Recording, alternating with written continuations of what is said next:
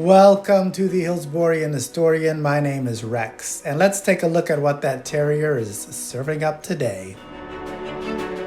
All right, these are slides taken during the 1976 renovation. These belonged to Mr. Matthews. He was often pictured in yearbooks with one or two of his skeletons.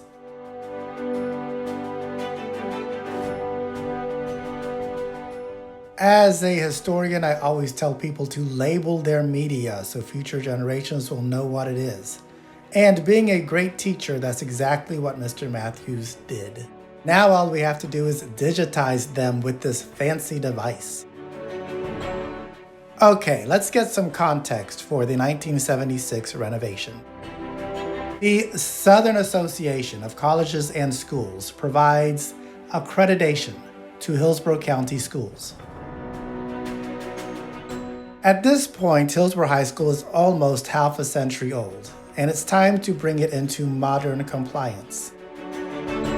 Hillsborough High School will gain a new air conditioning system. This will mean drop ceilings. It will also gain a new media center.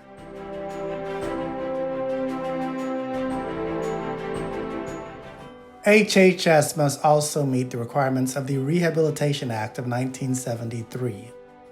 This means ramp access and an elevator will be installed.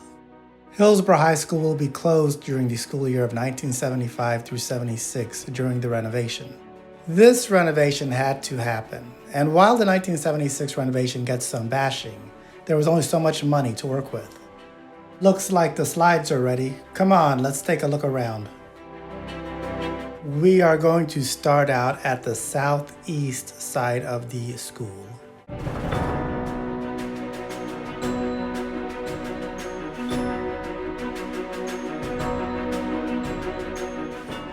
Throughout these slides, you will actually see a lot of windows missing. Some of these will be filled in with brick.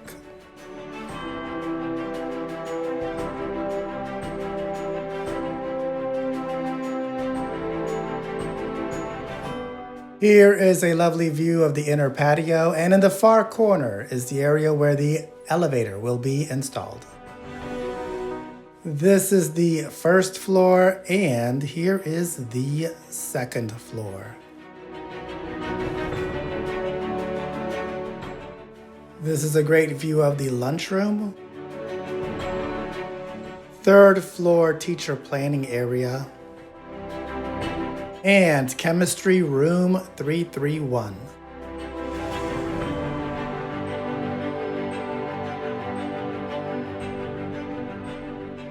Room 237, notice the drop ceiling. Here is the location of the elevator, and here it is under construction.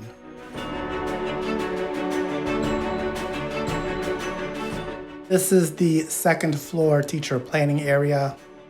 This is the second floor. Smoke doors are being installed throughout the school for safety. And here we can see new science rooms that will take the place of the old second-story library. As we can see, the auditorium is being used as a staging area, no pun intended. At this time, the old wooden chairs would be removed and be replaced with red and black plastic ones.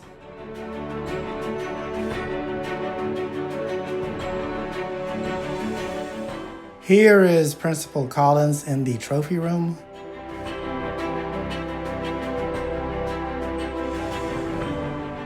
On the left side of this slide, you can see the plywood that is covering the terrier statue. Here's the main office, and this is the guidance office.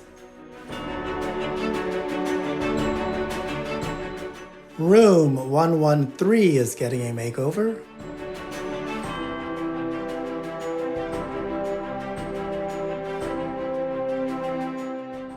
Here's room 144 and room 149. The girls' locker room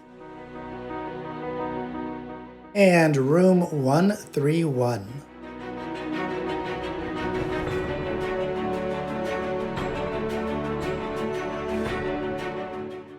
This map shows the location of the new media center, and this is the interior under construction.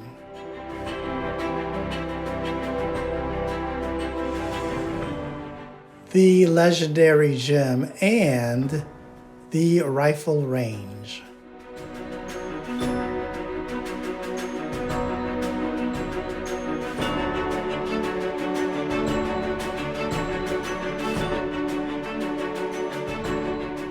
As you can see, other than filling in some of these windows, the exterior of the school is essentially preserved. Also at this time, Memorial Junior High will become South Campus.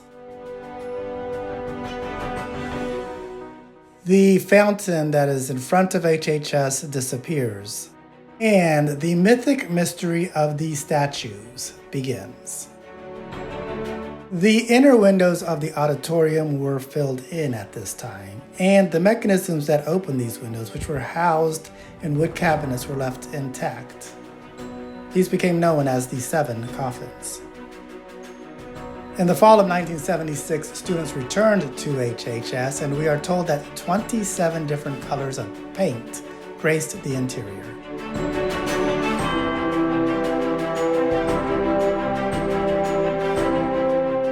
Here's the fancy new media center. I actually liked this era. The contrast of old and new was pretty interesting to me, but a lot of people don't. Let me know what you think in the comments below. Trophies were placed back in the case, and as we can see, the terrier statue survived unscathed.